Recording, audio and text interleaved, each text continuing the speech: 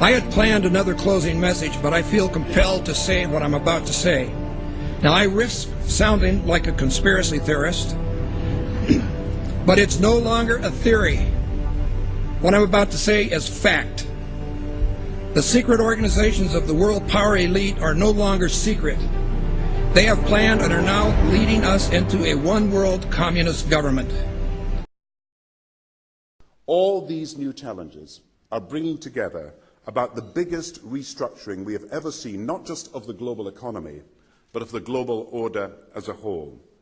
And 200 years ago, a famous British Foreign Secretary said that the new world had been called into existence to redress the balance of the old. In 1990, another old world ended, dominated by the Cold War, and people talked then, in 1990, of a new world order. What they actually meant then was a new political order. And what was not foreseen then, but is obvious now from everything that we see and do, what we experience in every day of our life, is the sheer scale and speed and scope of globalization. And it's only now that we can begin to understand that the world order that globalization brings and what it's going to look like, it's driven forward now not just by the balance of military strength, the Cold War times, or ordinary political power. It's being driven forward by a seismic shift in economic power that we see around us. But what does the New World Order mean for countries like ours who are looking to succeed?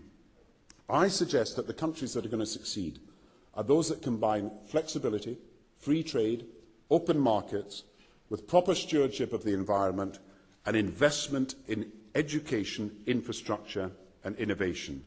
And the question for us is how we meet and master all these challenges to ensure that Britain enhances its competitiveness in the process and realises what I believe is our destiny of success in this new world order. So, in conclusion, ladies and gentlemen, a new world is emerging. It is a new world order with significantly different and radically new challenges for the future.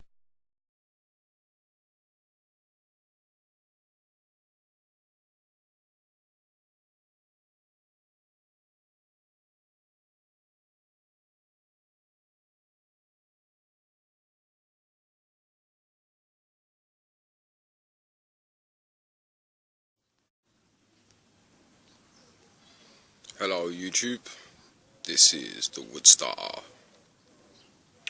Got a few announcements to make before I get into the main bulk of this video. As I'm sure you've already noticed by now, but I have a brand new video intro. I'm hoping you guys are liking it. I'm trying to make my videos a little bit more professional, get my message out there, but don't get too used to it. I'm going to be making an even better one. It's just something just to get out there, just to make it a little bit better. I'm also working on a brand new YouTube banner, so very soon my page is going to look all lovely for all my fans out there. Right, a couple of shout outs to do as well. First one, I want to big up my girl Felicia, a lovely girl from Harlem World. So I just want to say big up, keep doing your thing, you know the real, always respect the real, so much love to you. And you've definitely got a nice bum, so respect to your nice bum as well. Right, okay, next one is my boy Earthman, rapping it hard, doing his thing out there. So, yo, big ups to you, bruv. Yo, the one Darcy, the female Alex Jones. Big up to you, you're doing your thing, so big up. Karen, big time mover in this game, big ups to you. Kiki, big ups to you. P, big ups to you. Also want to big up my homegirl, Gemma Stevens, big up to you, girl. You're on the right roads, waking up, starting to see that the world is not quite as pretty as they make out. Big ups to you, girl.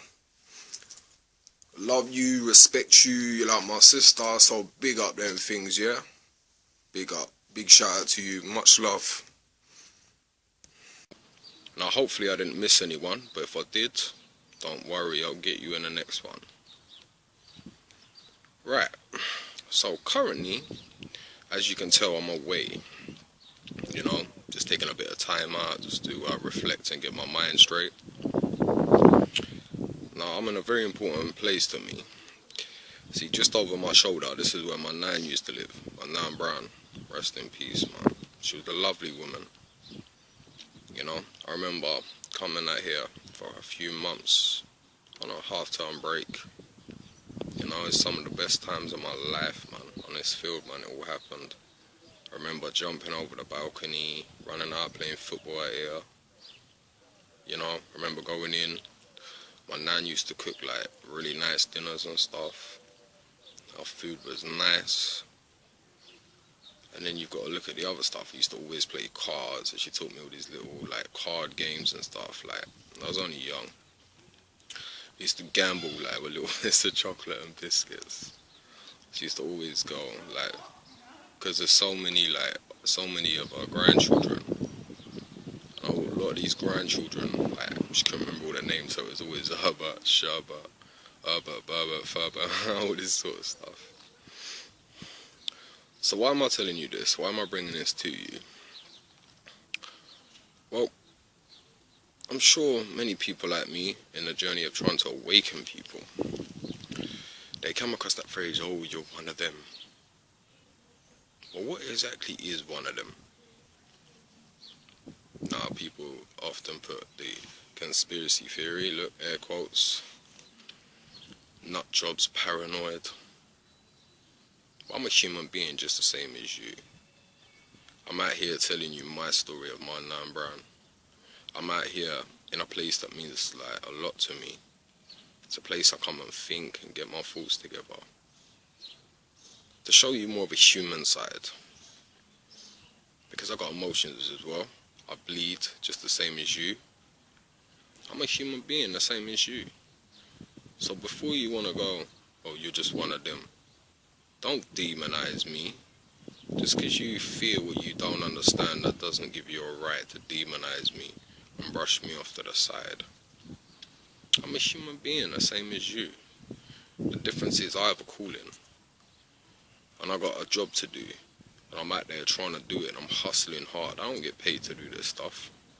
I believe in everything that I'm doing because I believe I'm doing what's right for myself, my peoples, and humanity as a whole, man.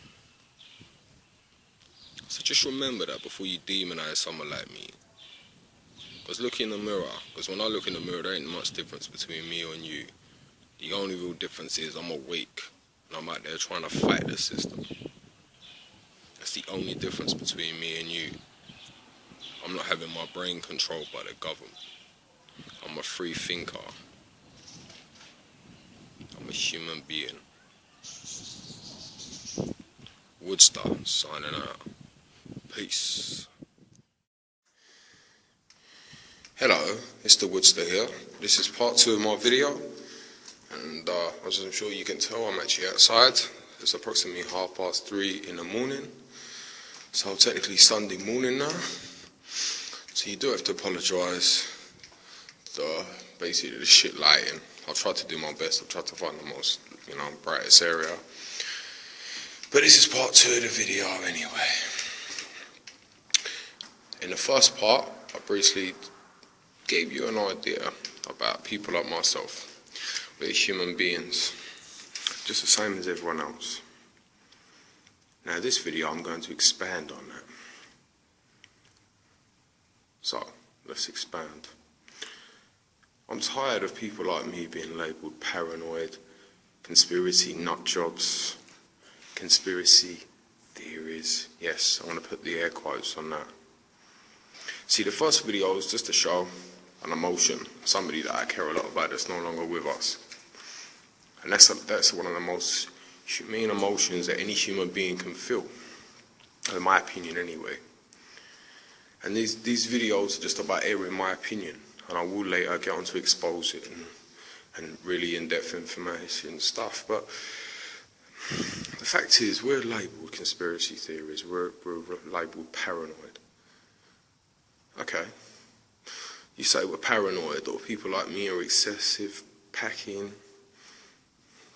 prepping up, but we're just paranoid. Well, why don't we look deeper into FEMA to give you an example of what you call paranoid.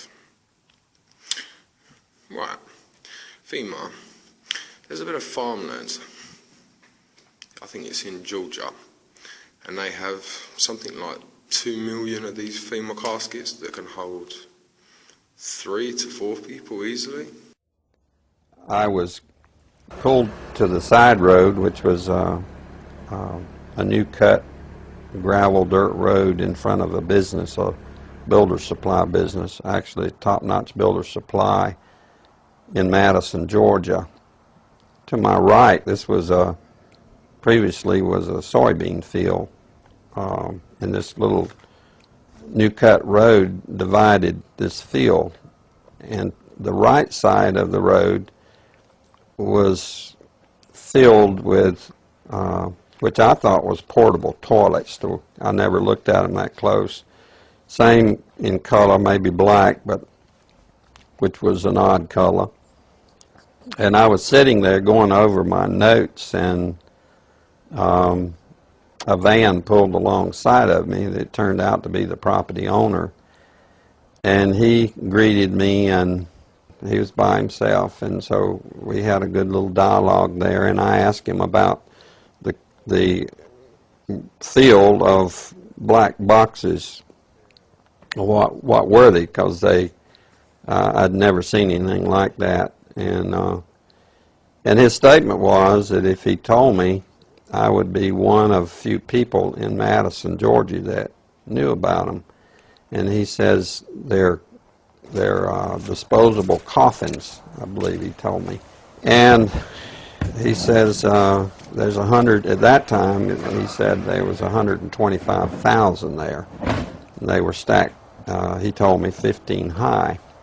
I asked him who owned them, and he stated that the CDC owned them and that they were leasing the land, leasing his land for storage. And he said his brother worked with the CDC in Atlanta and had been asked by the CDC to do a 3-year extension to place temporary morgues all across the nation. So in January of this year, 2005, we decided to drive to beautiful Madison, Georgia and take a look for ourselves. It was on a Sunday and no one was around, with the exception of this one pickup truck that was coming out the narrow road that we were going in on next to this field. We flagged down the pickup truck, and it was providential that the driver of this pickup truck turned out to be the son of the man that owned this field. So naturally we started asking him questions. And he told us that not long ago there had been as many as 500,000 of these grave liners or disposable coffins.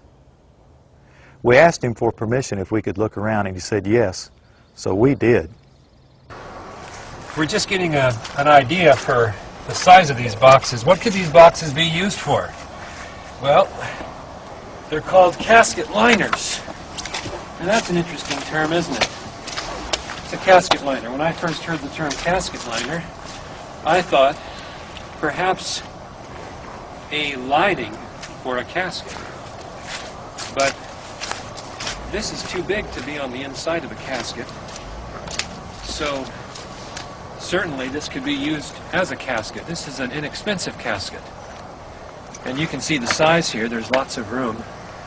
I think my friends here, we could all probably get inside. It might be a little cozy, but we'd fit just fine.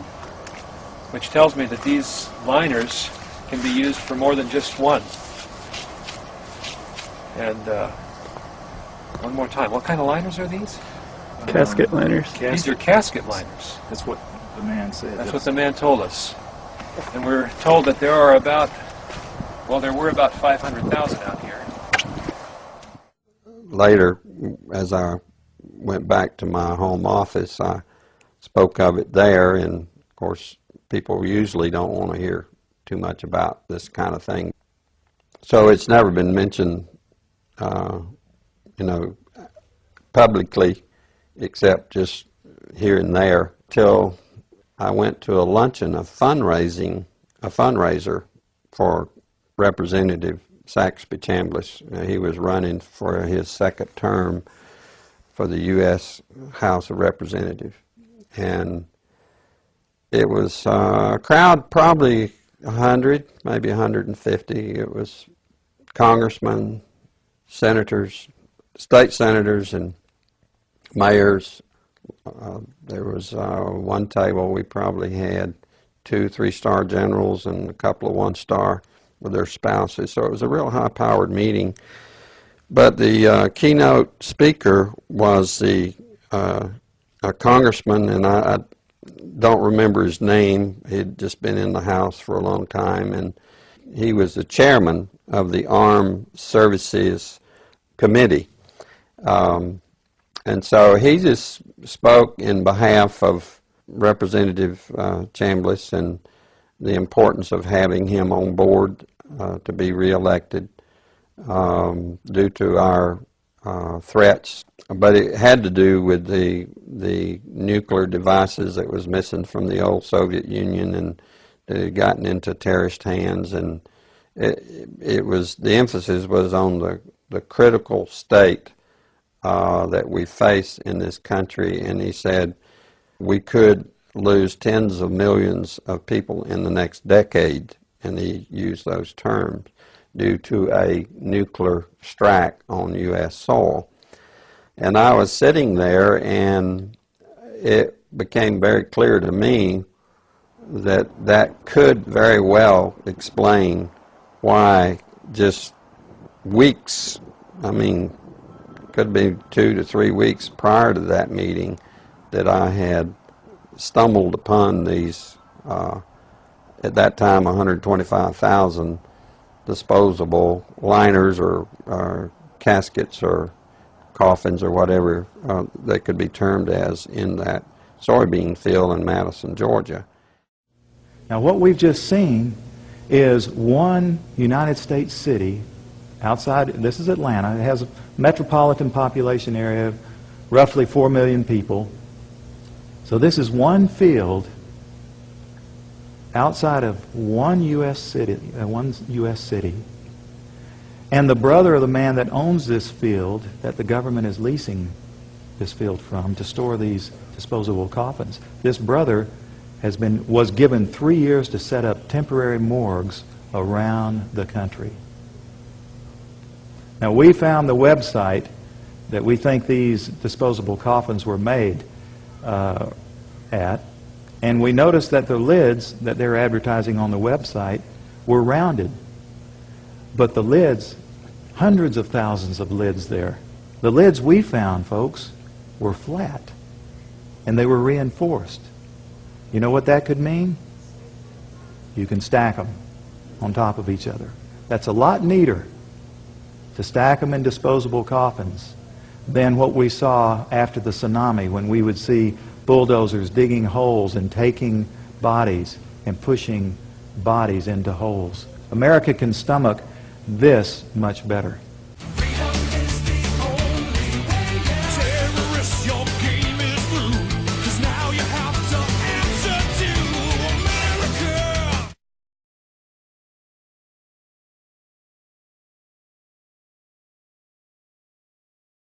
We don't even understand freedom anymore. We are a country that is headed towards socialism, totalitarianism, beyond your wildest imagination. I have to tell you, I'm doing a story tonight that I wanted to debunk these FEMA camps. I'm tired of hearing. You know about them? Sure. I'm tired of hearing them. I wanted to debunk them. Well, we've now for several days done research on them. I can't debunk them. And we're going to carry the story tonight. I don't know anything about them. So. It is our government. If you trust our government, it's fine. If you have any kind of fear that we might be headed towards a totalitarian state, look out, buckle up. There's something going on in our country that is ain't good. name the monster in the dark and have no fear. There are more of us than there are of them. We just have to be honest and open about it. Okay, so they're not FEMA trailers, FEMA prisons, FEMA camps. These are actual prisons that were built under the Bush administration, and they were built specifically for a couple of reasons. One was for a massive influx of illegal immigrants that we would have to jail. Now they're sitting there empty. If you've got a problem in California, why aren't we using those? But why are we using those? That's FEMA, federal emergency. What's that have to do with immigration? That's an I word. It's an odd thing. It has nothing to do with that. We're sitting here and we're actually considering not enforcing our law yet again in California. Here are people who are taken off the streets, violent criminals, some of them, and we're just going to dump them back into the streets. California is absolutely out of control. You want to see your future, America. If we continue to do this, just look to California, because that's where we're headed. So is that a federal issue, though, or is that Governor Schwarzenegger? This is Schwarzenegger. Their prisons are overcrowded. They're going to release a third out of the prisons in California. Yet another reason to open my business in California. And these camps are all over the U.S.? Yes. And they're all empty? Yeah. Yeah. And they're all, and look, here's the thing. So that's what you're talking about tonight. You'll see that tonight, and I tell you, it just something doesn't sit right with me. You know, we were talking off the air. We have a standing battalion in this country in Maryland. It's not the National Guard. My show is going to send out letters to all of the governors. I want all the governors on record saying they will not allow the United States Army or any branch of the military unless they call them up. You know, what's this battalion supposed to do? It's for emergencies. It's for civil unrest. So it's like the National Guard? But it's not the National Guard. It's a super guard. It's a super guard. When did it start? August it was. They say it was for September 11th, but it was actually put into place this last August. So you're saying that we had trouble recruiting for a while for the military, but you're saying we didn't have any trouble forming this force, and who pays for it? The United States government. You do. Your tax dollars are going to pay for it. I know. It's against the Constitution. All right. Yesterday you said you're in favor of marijuana being legalized. You have 10 seconds to defend it. Only for this reason. Let's have the real debate. They're talking about a budget crisis in there. We've got Mexico burning down. We either enforce our laws and put people who smoke pot behind bars, or we legalize it to relieve the pressure down on the border and to relieve the pressure so we don't have a constitutional crisis. Obama says it's a federal law against it, but if California, if you want it, great, you pass it, and I won't enforce the law. I told you that I was going to tell you about the FEMA camps, or the FEMA prisons today. This is something that I snapped on the air because somebody called me up and said, why don't you talk about the FEMA prisons? And I said, can we just settle the FEMA prison thing? I don't believe in the FEMA prison. If you don't know, I'll tell you about it in a couple of days. I was going to talk about it today, but as I came in and did the show this morning, and then I went into my office and I was looking at all the research that had been compiled, and it wasn't complete. And I am not willing to bring something to you that's half-baked. If these things exist, that's bad, and we will cover it. If they don't exist, it's irresponsible to not debunk this story. We have an independent group on this program looking into it, turning over every stone. I am going to bring you this story. This program is not beholden. This is going to drive the conspiracy theorists crazy. Let me out of this. They're making me say this. Help! It was just a few weeks before the election. It was, I think it was in late August. And I was getting ready to do a bunch of stuff with FreedomWorks.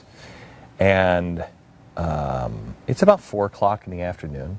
And I get a call from the president of FreedomWorks, Matt Kibbe. And I can hear the distress in his voice. And he is in his car. And he's not alone. He said, Glenn, I've just been escorted out of my office by armed guards and told not to come back. I said, excuse me? He said, yeah, and I'm not alone. There's been several of us that this has happened to. And I said, Matt, what happened? He said, Glenn, I can't give you all the details now. He said, but we have been hijacked. And he said, I thought we had contained these people, and they had contained us instead. He said, I've never been more disillusioned. And I said, Matt, this can't get out. This is bad. This is really bad. I said, this will be a punch in the stomach to anybody who is working on the campaign trail right now. Well, what happened was the establishment GOP hacks that were inside FreedomWorks, because remember, I've told you for a long time, I've watched FreedomWorks, and they were libertarian, and I knew that they had some hacks in there, but like Matt said, I thought I had them contained. Well, there was a coup during the election, and it was powerful. And they were trying to get rid of the Libertarian Tea Party-minded power players. And first and foremost on that hit list was Matt Kibbe and his allies. They didn't like the fact that FreedomWorks was cleaning house in the GOP. They didn't like the fact that they were targeting people like Orrin Hatch. It didn't sit well with the Karl Roves of the GOP world. And they really thought that the FreedomWorks of the world and everything else was going to lose the election for them. Really? I think we were all pretty clear that it was the candidates that they were running. So they staged a hostile takeover right before the election. Well, I hung up the phone and I was dumbfounded, and I remember just setting the phone back down, and I went into my wife and I said, the whole thing has been hijacked. As we're talking about that, my phone rings. I pick it up, and it's a Washington, D.C. Area code. I said, hello? Well, it was the man inside FreedomWorks who had ordered the hit. A man who I had very little dealing with. I know him, but I knew he was part of the old guard, and I didn't want anything to do with the old guard. And he had assured me in the time that I had met, oh no, he's not, but I didn't trust him. He calls me. Now, remember this. Real power comes from having information that no one knows you have. And I played dumb. And he said, Glenn, I want to tell you what happened. And I said, what do you mean what happened? He said, well, Matt hasn't reached out. And I said, no. Why? Should he? He said, well, we had to let Matt go. And we had to escort him. It was so bad. What he did was so bad, we had to escort him out of the building. I said, what is it that he did? He said, I can't even talk about it on the phone. I want to fly out to meet you this weekend. Can I come to your house and meet with you? And I thought, oh my gosh, this is going to be quite a drama. And he said, but I want you to know that, even though this is happening during the election, this is really good, because now I'm the face of FreedomWorks, not me, him. And he said, we can partner, because I've never been on your show before, but now people trust me. And I thought, no, they don't, because I don't. His face never saw the light of day on my program. And I hung up the phone with him, and the next day I called board members of FreedomWorks, and I know I wasn't alone. Others did the same thing. And we said, we support the libertarian voice, and if you allow this coup to sit, we're done, and we'll expose it. Well, it wasn't even a week later. The board took a vote and decided to reinstate Matt Kibbe as president, put in the half of the staff, I'm not kidding you, the half of the staff, all the libertarians that had been escorted out, reinstated all of them, and then escorted the leader of this coup and his cronies out the door for good. I will tell you that there were a few cronies left on the board of directors, and it took a few months for them to finally get a completely clean house. And they did that, I think, in about January or February.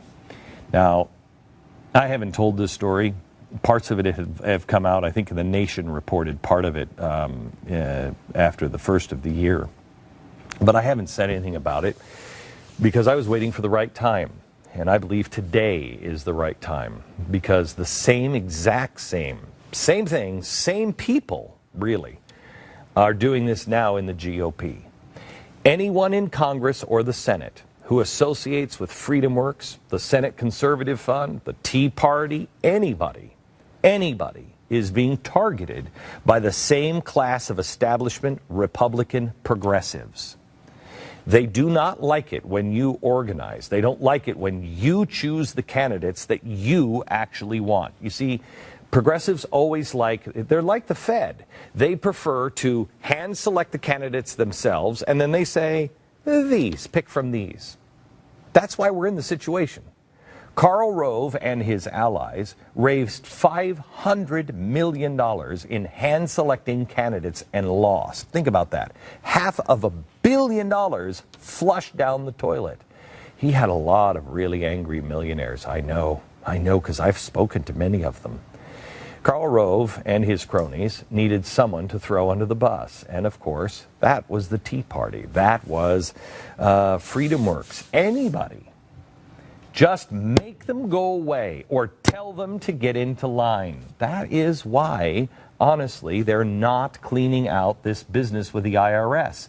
They want that tool in place, the progressive Republicans, to come after people like you. They don't like the Tea Party. They don't like people choosing for themselves.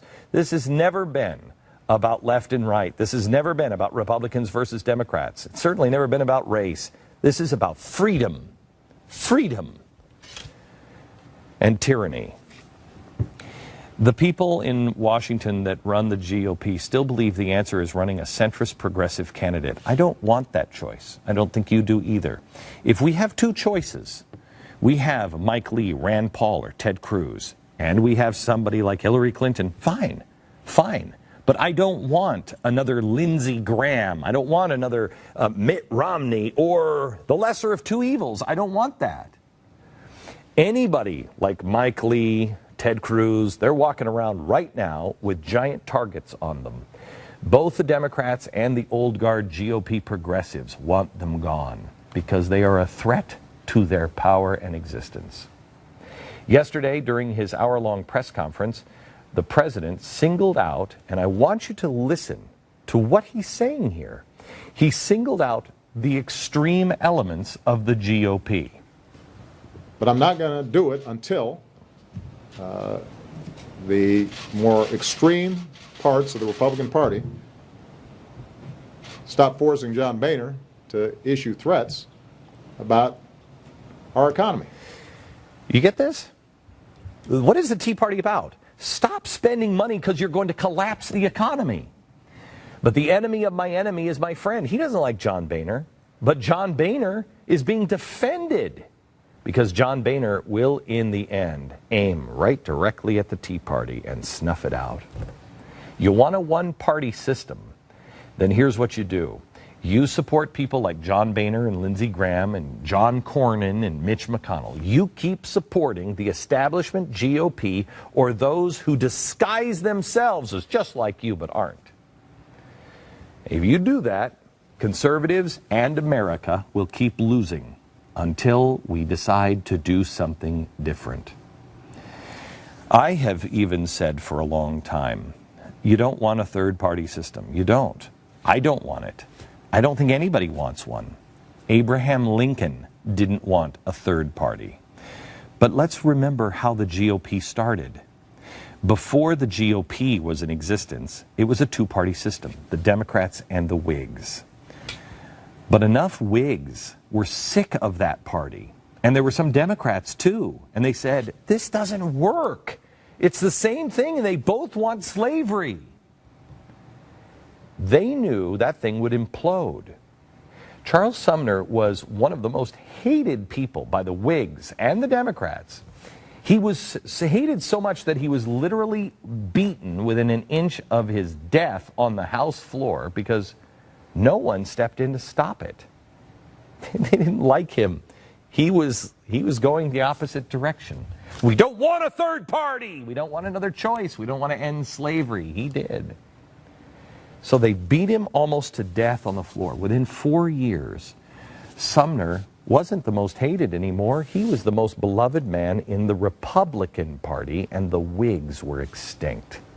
I'm telling you, that's what's coming if we stand. Ted Cruz, Mike Lee, Rand Paul, they may be today's Charles Sumner. They may be. I don't think we owe any loyalty to Ted Cruz. He spent the last months of the summer trying to put Republicans on the spot, trying to force, basically intimidate Republican members of Congress to vote his way with the implicit threats of primaries. He had no regard or respect for us, so why should we be concerned about him at all? I mean, I've never seen anyone as unpopular in Republican circles as Ted Cruz. I have to tell you, I don't think Ted Cruz or any of these guys are going to be beaten on the House floor or the Senate floor. I hope not. They've already been verbally abused. But I'll tell you, if anybody would beat them down, it'll be from the Republicans. It won't be from the Democrats. I firmly believe that people like Ted Cruz will someday, and someday soon, be the most beloved members of the new Republican Party, or whatever it's called, because the old one is going to go the way of the dinosaur. It's only a matter of time. Vaccinate people against their will. Now, can they force adults to take vaccination? No. They will incarcerate adults without a trial, without charges, without even a search warrant, who refuse to be vaccinated. To be safe, the Obama administration is considering implementing a new fall vaccination program against the flu. Composed of mercury, and it's been proven to cause not only Guillain-Barré syndrome, but also autism. The bill gives the Public Health Commissioner the discretion to respond to an outbreak like the kind going on in Mexico, to close or evacuate buildings, enter private property, isolate or quarantine people. The idea there that we're going to forcibly quarantine people is absolutely absurd. They'd even allow authorities to forcefully enter the homes of citizens suspected of having the virus. I believe that the threat of martial law and FEMA camps is a real threat. I believe that our administration and the prior administration has been setting this country, staging the country to pave the way to martial law by creating pandemic scares or whatever it is to induce this hysteria. A pandemic means in multiple regions across borders. If you have one person who's sick in Mexico and one person who's sick in the United States, they can declare a pandemic. But in the people's minds, it conjures up the image of an epidemic, which is in one nation, but generally is associated with widespread numbers of illnesses and deaths. Pandemic scenarios are a convenient and effective way of carrying out mandatory vaccinations and for making the realization of mandatory quarantine camps a reality. The World Health Organization is holding emergency meetings and may declare a worldwide pandemic. At that level, trade could be restricted, sports events and concerts could be canceled, and borders could be closed. They can show up at your house and say, this is a quarantine area and you have to leave. And if you say, no, I don't want to, then you're subject to arrest and deportation to a detention center, where then they'll say you need to be inoculated. And if you say, I don't want to be, you can be forcibly inoculated, just like under the Freedom Commission, they're talking about education. And it's quickly getting to the point to where if you choose not to inoculate your children, they can have legal sanctions against you. The basic problem here is that this is just makes a mockery of freedom.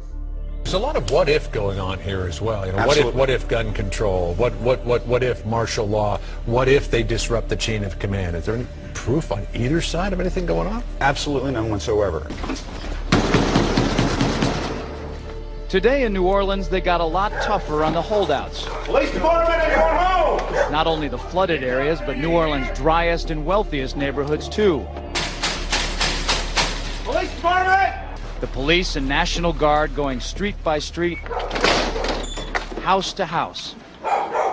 We need to make sure, too, that whenever we knock on doors, people refuse to leave, we need to make note, call it in. So they say, but we want to stop these things before they happen. But at the same time, the question has to be asked, are they planting seeds in people's minds that these things could develop when really there's no likelihood that any of this is going to happen? Sometimes entering open houses with guns drawn and instructions to disarm anyone inside. You say guns will be taken. No one will be able to be armed. We will take all weapons. That happened today in this wealthy neighborhood where homeowners had armed themselves to protect their mansions. Residents were handcuffed on the ground. they were a little bit threatened because our weapons were bigger than their weapons. For many of the police and guard troops, it is an uncomfortable job to do this in an American city. Well, I don't want you in here. We're not going to do that. I don't want you in here, period. But there's a mandatory evacuation. I know all about it. All of a sudden, they were banging on the front door, the side door, and the back door. They said, let us in. Patty tried to explain. She was on dry land, she had plenty of food and water, and didn't want to abandon her dogs. But it didn't matter. If you see 6 or 8 police that look like linebackers pushing you in a corner, you're in shock. I'm saying, look at all my food. I got plenty of food. They kept pushing me back, and ended up like this. Well, Patricia Coney's protests were to no avail. They moved her out of there. Also in Massachusetts, the legislature is acting rapidly on a bill updating what the state can do at a public health emergency. Massachusetts proposing legislation that would allow police to forcefully quarantine residents and even impose martial law without a warrant. The state of Massachusetts, both houses of the legislature have enacted this law, and once Governor Deval Patrick signs it, and he says that he will, it'll become the law, and it will allow him to declare an emergency. And once he declares an emergency, he can authorize non-healthcare licensed personnel, read that to mean police, to vaccinate people against their will. Now, can they force adults to take vaccination? No. They will incarcerate adults without a trial, without charges, without even a search warrant, who refuse to be vaccinated. This is what the statute authorizes. It also authorizes the statute also authorizes the police to remove children from adults, vaccinate them against the will of the child and the will of the parent. In 1999, I enrolled in the local police academy, which is put out through Drury University, and it's to get your state certification as a peace officer in the state of Missouri. I graduated from that in the year 2000 and became a state certified peace officer. You know, there's a lot of legal training of what you're allowed to do, what you're not allowed to do. There's many, many hours of that type of training. Of course, there's also your firearms training, hand-to-hand combat training, defensive driving, use of baton, use of shotguns, use of handguns, takedown tactics, domestic violence training, working with DWI and narcotics. I've received training on all of those areas. I was working for one of the local hospitals as a security officer, and my supervisor notified me that there was a training opportunity. A team was being formed with Homeland Security, and they asked me to be part of this team, and so I hoping to get some extra training and also see an insight of what actually was going on with Homeland Security. I accepted the offer and volunteered to be on this team. All they told us that it would be training on chemical, nuclear, and biological terrorism. We've been taught for several years that nuclear, chemical, biological agents and effects are out there by several of our enemies to use at any given time. They showed a lot of slides of police officers or firemen dealing with a chemical fire or dealing with some type of chemical spill. So they would show pictures of bodies, you know, either still alive or dead that had been exposed to different weapons, so that that fear factor started setting in, and they were letting us know that how serious this was. Primarily our job as law enforcement would be to remove the people from their homes. They told us that there would be usually the city buses or school buses would be brought into the neighborhoods. We would go door to door in teams, and we would evacuate the people from their homes and take them to a decontamination area. They told us that this would be a rough thing for us to do, that we needed to prepare ourselves physically and mentally for the fact that we are removing people from their homes, that a lot of people aren't going to want to go. They may not realize that there's some type of danger out there, they told us, and that it would be for their greater good for us to take them to these decontamination areas for their safety. So we talked about having to actually go door to door, knock on the door, explain to them what's going on, that they need to come with us so that for their safety, so they can be decontaminated because they may already be exposed. And they told us that, you know, people aren't going to want to leave their home, but this is not an option, that once the orders are given that a mass evacuation must happen, it has now become law. If you've been diagnosed with probable or presumed 2009 H1N1 or swine flu in recent months, you may be surprised to know this. The odds are you didn't have H1N1 flu. In fact, you probably didn't have flu at all. We were told that takedown tactics would be necessary. Some of these people will not go willingly. We must take them down. Of course, they brought out, most law enforcement are familiar with the zip tie handcuffs, the plastic zip tie handcuffs, and that's what we would be using because they're cheap and easy to use. And take someone down, handcuff them, remove them out of their home, and place them in to the bus that would be awaiting on the street to take them out. They also talked to us about the fact that a lot of homeowners have a weapon in the home, especially in this area. I mean, this is southwest Missouri, so there's a lot of, you know, it's a fairly gun-friendly state, and they warned us about that there's going to be homeowners that may have a gun in the home or may have a gun on their person. So be prepared to use tasers, pepper spray, and possibly even lethal force. We've removed them from their homes. We put them on a bus. The bus goes to a designated quarantine area, which might be the local hospital, it might be a local church, might be the local school or local community center. The buses would pull in, there would be armed security already there. We would remove the people off of the buses and they would get in a line in front of that tent, and that's where they would go in to be decontaminated.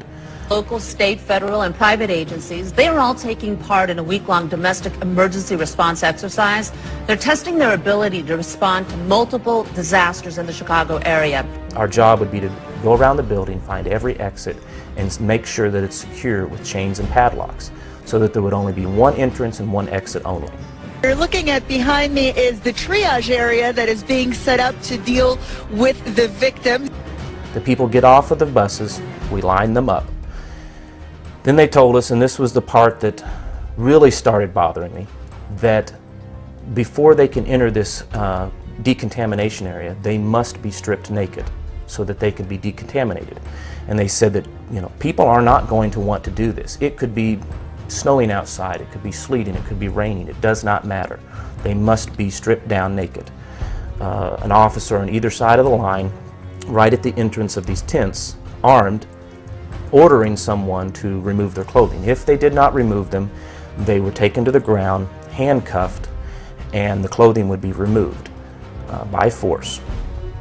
So they're stripped down naked, possibly handcuffed, and then it's inside of that tent is going to be like an assembly line of sorts. You've got 2 or 3 different stations. The first one, they come in and they hose them down. Now, everyone working in this, and these are going to be your medical staff and your first responder staff, and they're in moon suits, non-rebreather moon suits. They hose them down. They have large scrub brushes, and this is something afterwards we did in training of how to do this. You'd have a bucket with, you know, soap and water, and they would clean you down. They would go to the, you know, kind of move you down to the next person, and they would rinse you off. Next person would dry you off. And then at the end, you would receive a vaccination. They specifically told us that there would be, most likely in every scenario, there would be vaccinations given because they don't know what you may have come in contact with. Now, did they go into detail of what that vaccine would be? No, they did not. But they did say that there would be vaccinations, and then they would receive clothing, which most likely would be some type of jumpsuit or hospital-type scrubs like you would see at a jail. They are given those, and then they're escorted inside the building where they will stay. That they would be there until released by the local government, or they would be there until they would be removed to transfer to another more secure facility. They didn't go into detail of what type of more secure facility, but I guess you could use your imagination of what we're talking about. And I'm sitting there, and I was trying to figure out, I'm thinking, why the vaccinations? I mean, there could be some things if it was a pandemic virus. Maybe I could see that, but most vaccines need to be given before you're exposed to the virus for them to work. You don't get the flu and then get the flu vaccine. It usually doesn't work that way. It's usually beforehand that you have to get it. But they said several times that at the end of this decontamination line, you would be given a vaccine, you would be given clothing, and then taken into the quarantine area. Under a program sponsored by the Department of Homeland Security, police officers were trained to go door to door, removing people from their homes with deadly force if necessary, escorting the people to school buses, and being delivered to a decontamination area, usually at a school or local church, where the subjects will be hosed down, scrubbed down, given a series of vaccinations, and held prisoner until they can be transferred to a more secure facility. The Department of Homeland Security has these programs embedded in the policing communities across the United States, just waiting for orders to be given. First of all, there is no constitutional validation for rounding people up, detoxing them, mandatory vaccinations, and then sending them to secure facilities.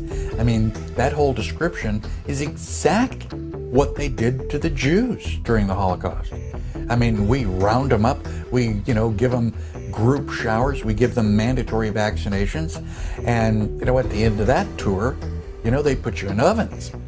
I mean, waiting until you're walking into the oven, that's too late to complain. If you didn't complain a lot sooner than that, I mean, you lose. Months before the swine flu vaccine was even released, we were receiving reports from across the United States that public schools were forcibly inoculating school children with the seasonal flu vaccine, telling parents it was the law. They're doing vaccinations in the schools, there are clinics in the schools, there are nurses in the schools. When parents went to court, they found out that it wasn't the law, and the schools then backed off saying, oh, it was just an accident. Now we're seeing a replay of that, where schools across the United States, from Kentucky to New York, are forcibly inoculating children with the H1N1 flu vaccine, even when their parents have instructed them not to do so. And again, when the schools get caught, they say, oops, we made a mistake. What's happening is, in years past, there's been a massive backlash against the hundreds of vaccines that are being pushed against the population. The Gardasil shot for supposed cervical cancer, the MMR, the rising rates of autism from 1 in 25,000 20 years ago to 1 in 96 today.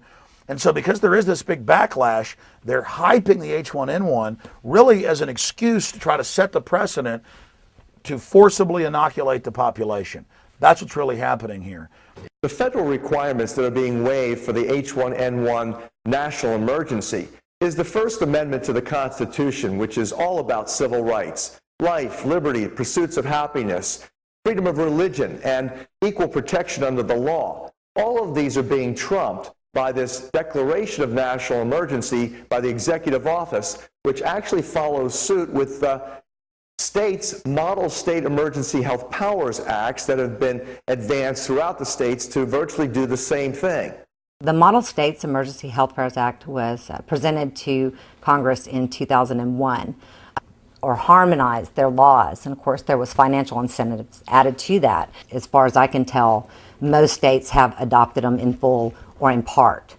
And the problem with it is that it gives overbroad power to the governors and an unelected health official, usually your health commissioner, to take your property, to quarantine or isolate you or your property, to force treatment, examination against your will, and it also involves the police.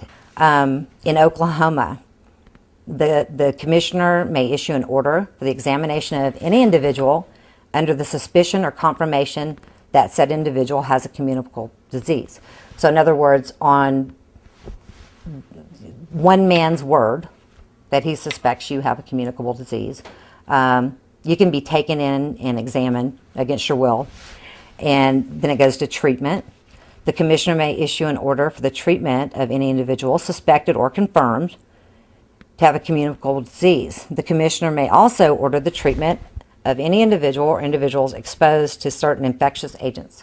So in administrative rules, we find that the Commissioner of Health, who's an unelected official, he can issue an order for examination of any individual or group of individuals based upon suspicion or confirmation that they've been exposed to a communicable disease. Treatment, they can order upon suspicion or confirmation that someone's been exposed to a communicable disease. They can order the treatment, and it just says treatment. It doesn't define that. So based on the health commissioner's idea of what you need to be treated with, it could be a vaccination, it could be anything. Isolation or quarantine, they can isolate or quarantine you based on suspicion or if you're reasonably known or suspected to have a communicable disease. Quarantine, same thing. And another thing that is really worrisome about this is that private property. I think your body is probably the most private property that you own, and that's out the window, but so is your real property. So the commissioner may issue an order to quarantine a facility, a complex, a campus, so any premises basically. The feds were already quietly hyping the fear in local governments in January of 2009, 4 months before the outbreaks began in Mexico. But even in Mexico, you only had a few deaths. Why was all this fear being generated by the mainstream media? The Obama administration declared a public health emergency after 40 cases of swine flu were confirmed. This is obviously a cause for concern and requires a heightened state of alert. And the US has started to test a swine flu vaccine on children and adults. There's a bit of a rush to test a new flu vaccine. Now, like you said, about 12,000 children in Oklahoma are going to be tested with this vaccine to see what the side effects are going to be. And like you said, here in the United States, we call that being a guinea pig. They basically use the scare tactic, which I call the Chicken Little theory. The Chicken Little theory is the sky is falling. They keep saying the sky is falling, the sky is falling. And the media, which is part of the problem, because the media is basically a spokesperson for the US government. It tells the people whatever they want to hear. And the government basically uses the Chicken Little theory by telling the media, this is what's going to happen, this is what's going to occur, and then the people get scared. They say 36 children have died from the virus in the United States. 7 of those children under the age of 5.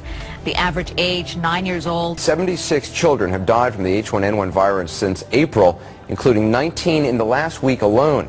We've learned that there have been 2 more H1N1 related deaths in Rhode Island. Today's numbers are about 4 times higher than what the CDC reported just 6 days ago. The government now believes roughly 8 million children have come down with the virus. In addition to the 540 who have died, 36,000 have been hospitalized. The Centers for Disease Control this past week quadrupled its estimated H1N1 flu virus death toll to roughly 3,900. More than 4,000 Americans have died after coming down with H1N1. U.S. public health officials say they are now moving forward aggressively, preparing for this flu epidemic to become much more severe. The acting head of the CDC said he fully expects deaths from this infection. All of the media hype and fear-mongering that we've seen worldwide associated with the pandemic of 2009-2002 with the H1N1 novel flu virus has been completely unwarranted. The regular seasonal flu kills over 36,000 people according to the CDC.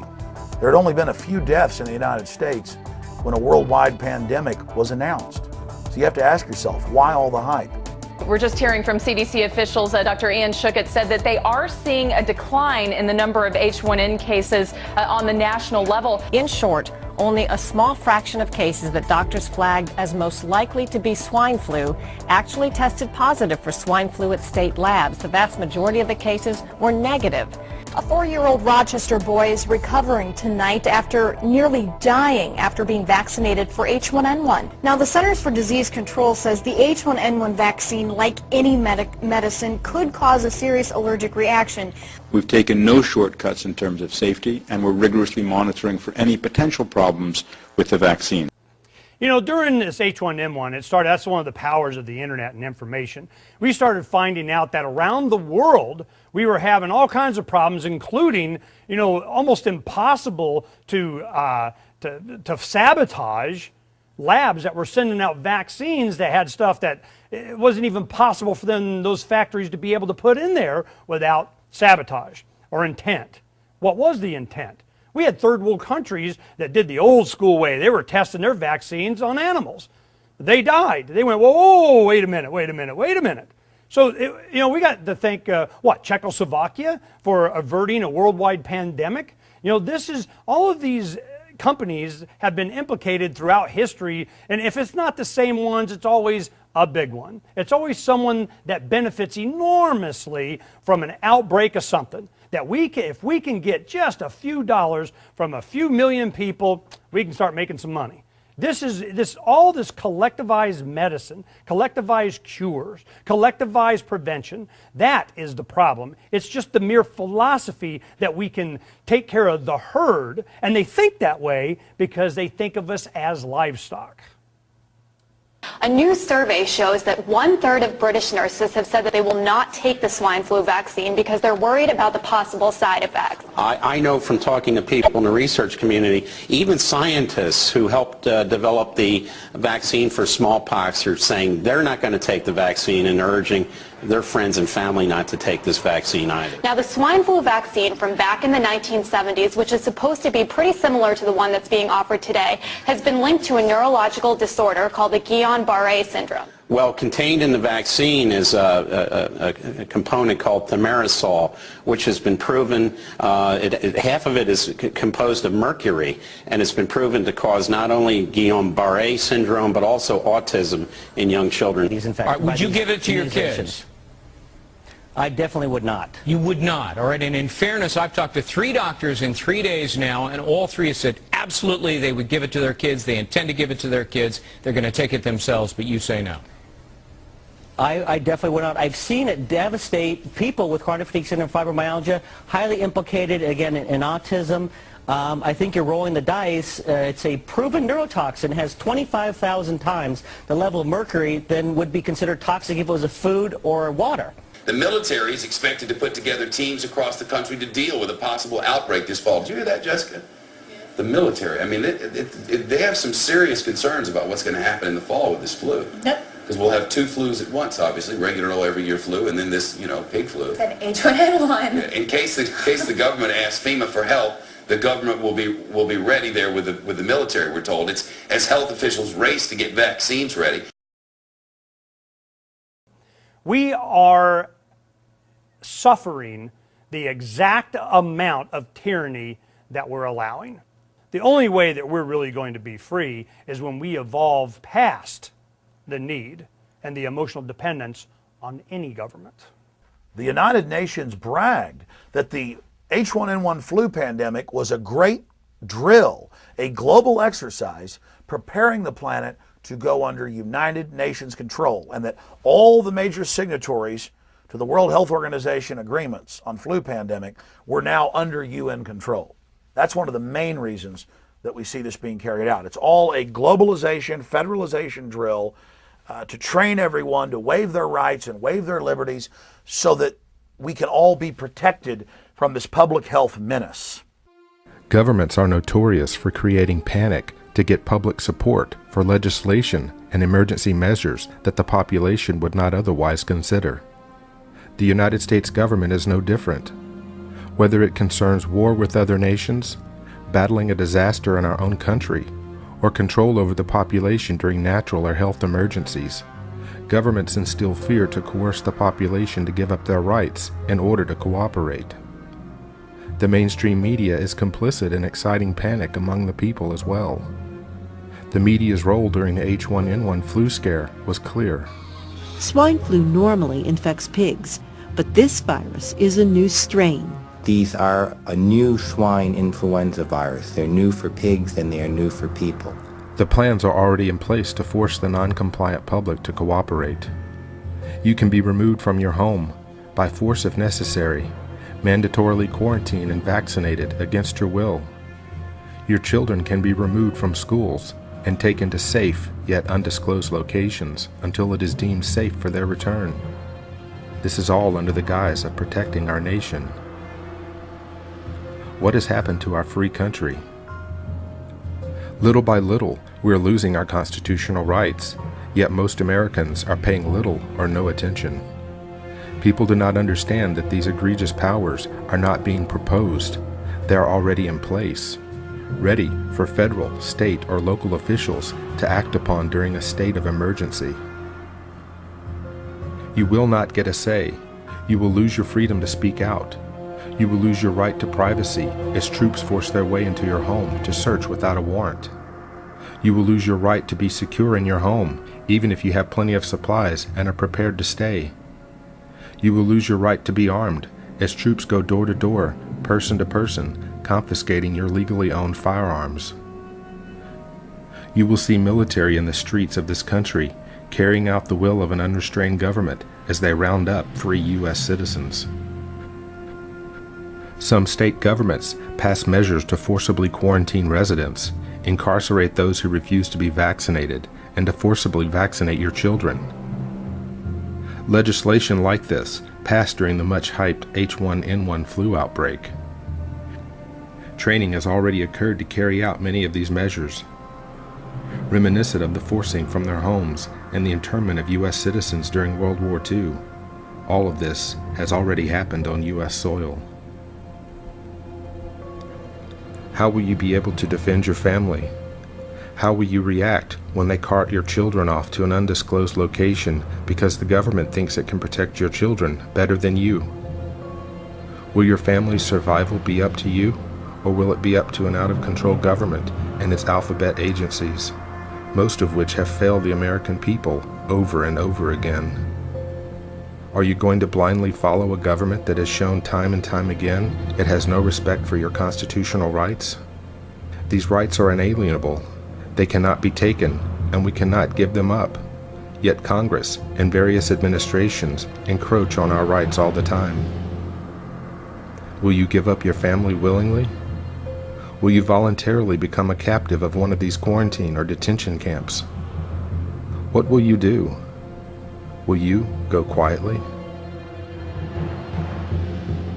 This is the total federalization / internationalization with this huge control grid that is meant to protect the establishment from the people as they expand their tyranny. Because they expect for you to resist them as this corruption expands, as a rebellion forms against this Hitlerian takeover. And you're going to be named, you're going to be listed as a terrorist because you don't submit to them and become their slave.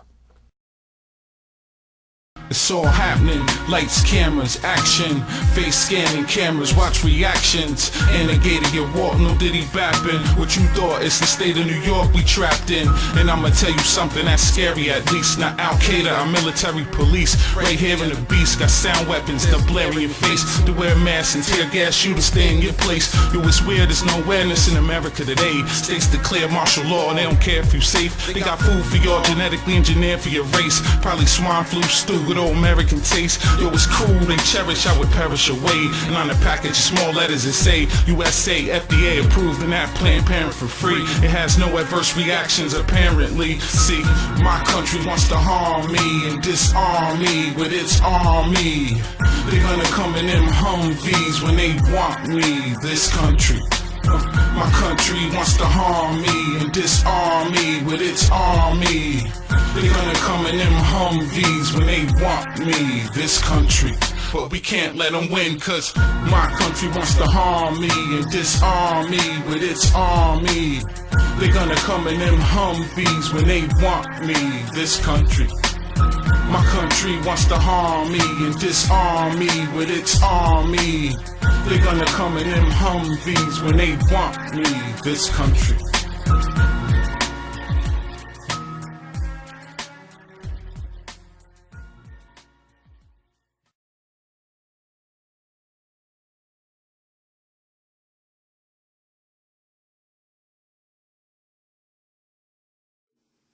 They've just got them stacked up.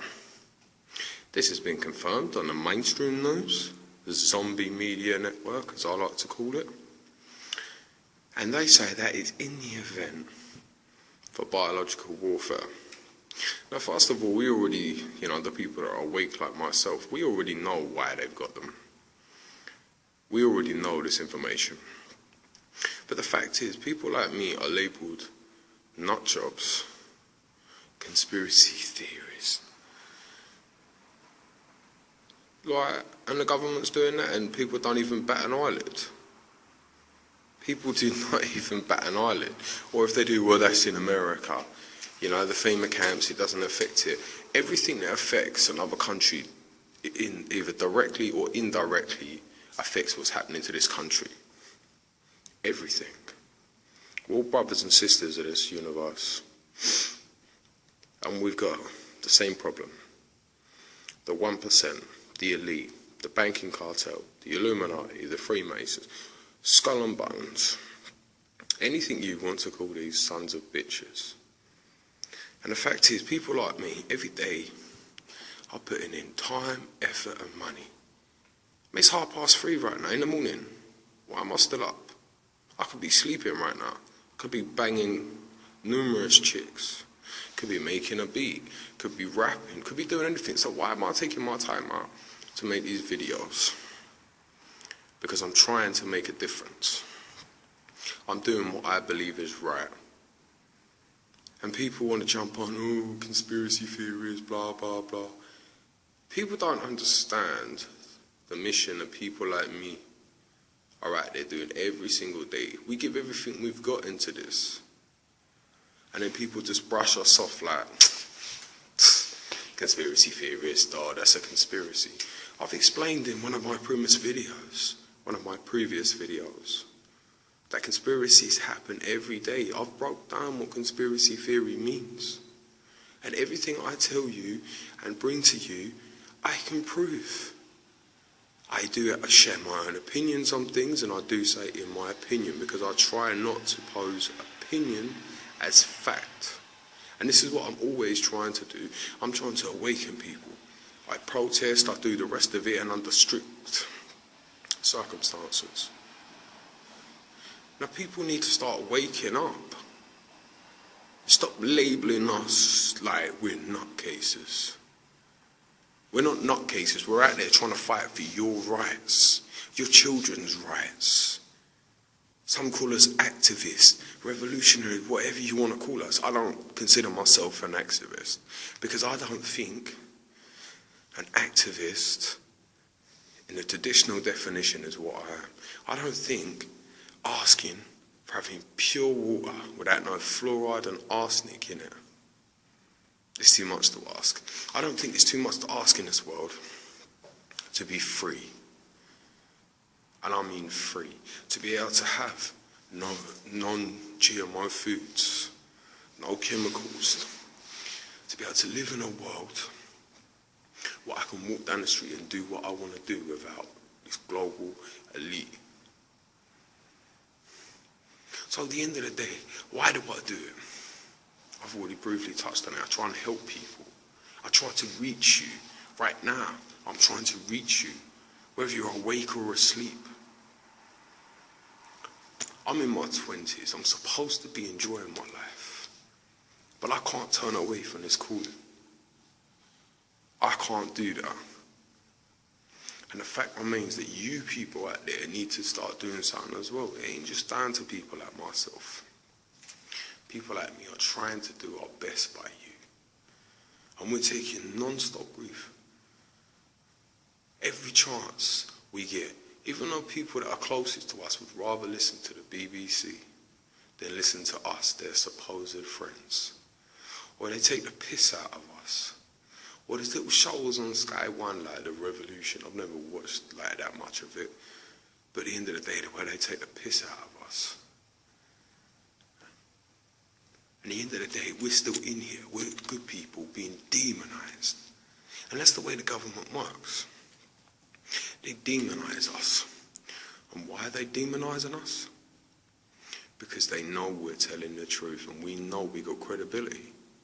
And people are probably listening going, credibility?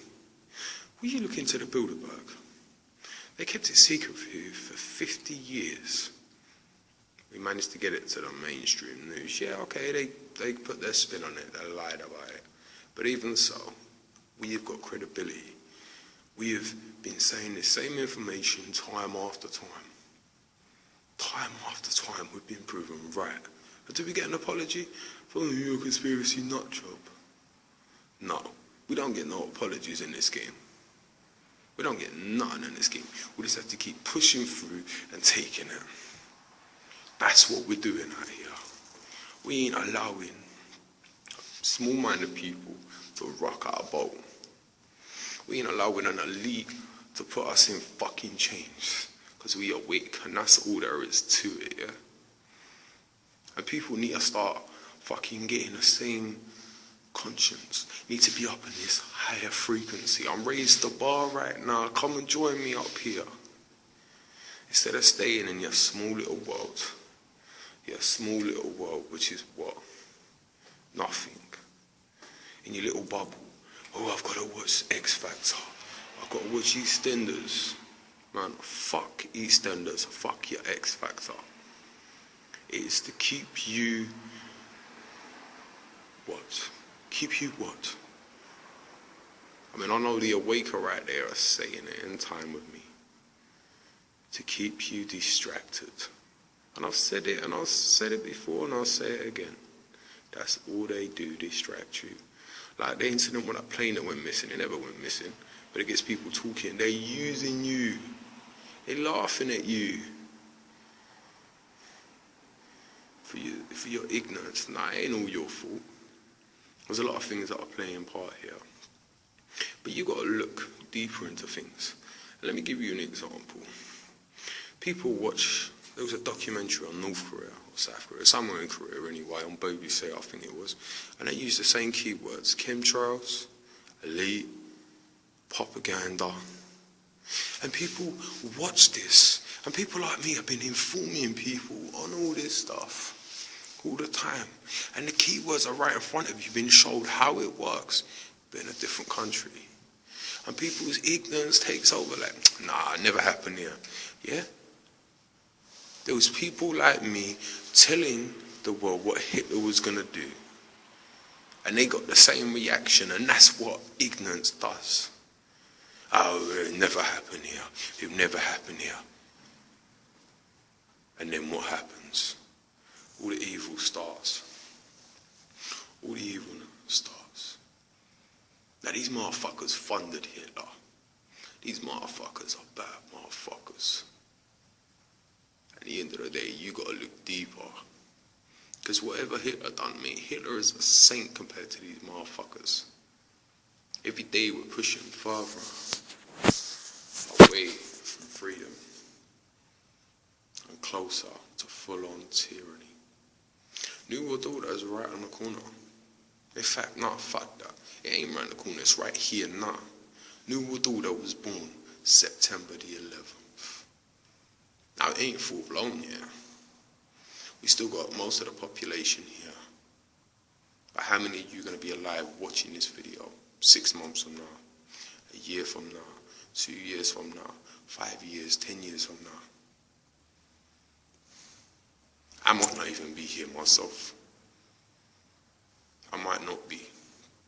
You know, I got to be a man and I got to soldier through and I got to face that. Because I'm prepared to do what I got to do to bring this establishment down. I don't care, they can watch these videos and they can do this, that and the other. They already try to fuck with me anyway. But let that man fuck with me. Because the fact remains, you can't do nothing to me. Can't do nothing to me. Just like the film V for Vendetta. I might be of flesh. Bullet can rip me up. Ain't no different from growing up in the hood. Next. But at the end of the day, my idea is bulletproof. So now how many bullets these motherfuckers come at me? I mean, they can send fucking thermonuclear war. My idea is still there. My ideas are bulletproof. But at the end of the day, this doesn't just have to be my idea when people like me. People need to wise up and open these eyes, yo. You need some glasses or something to see through this mist.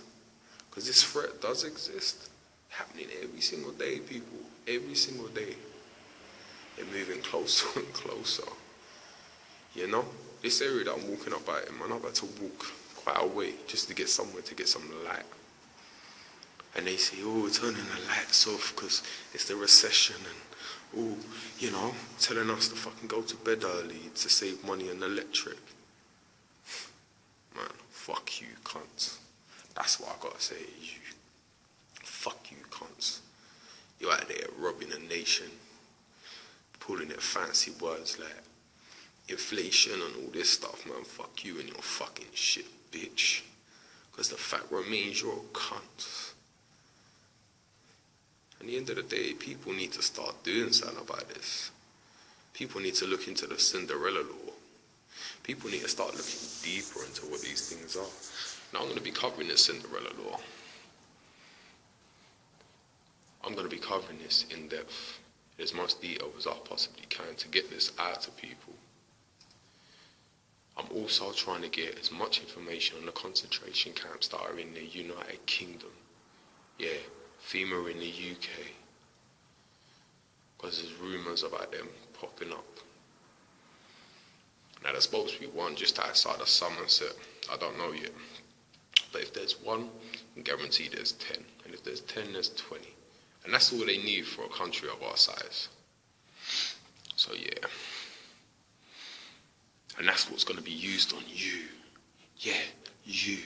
If you don't start waking up and start doing something about it. I mean, you want to call yourself adults? Fine, then be an adult and come to the adult table. Raise that bar to the adult level. You want to call yourself parents? Then be parents. Raise your kids right. Fucking find out what they're watching on the TV. All this fucking SpongeBob bullshit. Man, they got all nothing but Illuminati symbols, man. I've watched some of this stuff that they put in kids' cards and it's disgusting. We need to start taking responsibility for ourselves and our children. And stop allowing the government to control us. We can't have that. Because the government has been proven time after time after time. They don't give a fuck about us. Tupac said it best. They don't give a fuck about us. Michael Jackson had one. All these celebrities out there are warning us, telling us a message. And I'll cover a video. I will cover videos on all this stuff.